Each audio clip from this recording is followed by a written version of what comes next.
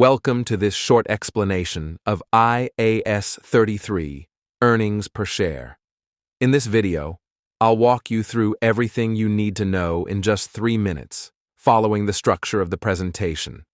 What EPS is, how basic and diluted EPS are calculated, and what companies must disclose. Let's begin with the basics. Earnings per share, or EPS, shows how much profit is attributable to each ordinary share of a company. It's one of the key indicators investors use when evaluating company performance. IAS33 requires companies whose shares are publicly traded to report EPS so that financial statements are comparable and meaningful. Now let's look at basic EPS. Basic earnings per share tells us how much profit is earned for each existing share during the reporting period. The formula is simple.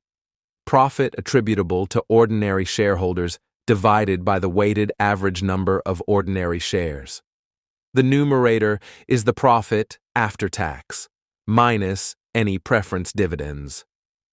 The denominator uses the weighted average number of shares because companies often issue or buy back shares throughout the year.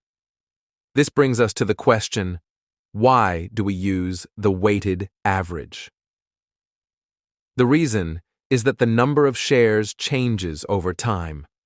If new shares are issued halfway through the year, they should not count the same as shares that were outstanding for the full 12 months. The weighted average method adjusts the share count based on how long each change was in effect, giving a fair and accurate representation of earnings per share. Next, we move on to diluted EPS. Diluted earnings per share takes into account all potential ordinary shares that could reduce EPS if converted into actual shares. These potential shares come from things like employee stock options, warrants, convertible bonds, or convertible preference shares. If these instruments are converted into shares, the total number of shares increases, which dilutes the earnings per share. That's why diluted EPS shows the worst-case scenario from a shareholder's perspective. It answers the question, what would EPS be if all possible shares actually existed? In diluted EPS, both the profit and the number of shares may be adjusted. For example, if convertible debt existed, the profit would be adjusted for the interest expense that would no longer be paid if the debt were converted into shares. At the same time, the denominator increases because more shares are assumed to exist. The result is usually lower than basic EPS. Finally, IAS33 has clear disclosure requirements. Companies must present both basic and diluted EPS on the face of the income statement. They must report EPS for profit from continuing operations and for total profit for the period.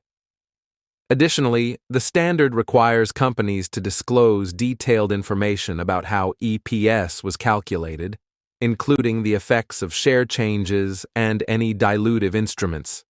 And that concludes this 3-minute overview of IAS33.